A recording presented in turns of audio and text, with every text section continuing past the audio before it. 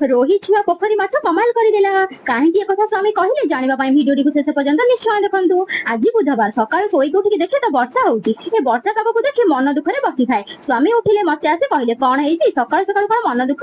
मुझे कहली देखुच केते सुंदर वर्षा पाग देछि जदि मु एई पागरे आम गाँ घरे थांती तो केते प्रकार पोखरी देसी माछ खाई थांती आ एठी सब देसी माछ कोठी मिलिबो। से कहले हो तमे मन दुख करनी मु जाउछि देखे जदि किछि पोखरी माछ मिले तो नहीं आसीबी। एतिकी कहि स्वामी मार्केट बाहर गले। किछि समय परे माछ नै आसी घरे पहुंचले आ कहले नि जियंता फ्रेश पोखरी माछ आसी पहुंचला मु नै आसिली रोही छुआ छोट छोट रोही माछ याकू मसला देके बनाओ पखार खाइबा। तांको हातरो माछ धरि आनी भल भाबरे माछटी को काटी धोई परिष्कार करिनेली लुण हल्दी गोळै गरम तेल रे गोटी गोटी करे माछ तक सब भाजी देली आ अदा रसुण गोटे मसला दे माछटी को सुंदर भाबरे बनाई देली। शेषरे स्वामी को नै पखार सहित परसी देली। स्वामी खाइकी तो पूरा खुशी हो गले आ कहिले ए रोही छुआ पोखरी माछ आज वर्षा पागरे कमाल करदेला। वीडियो टी को लाइक कमेंट शेयर सब्सक्राइब करबा को जम्मा भी भूलिबेनी।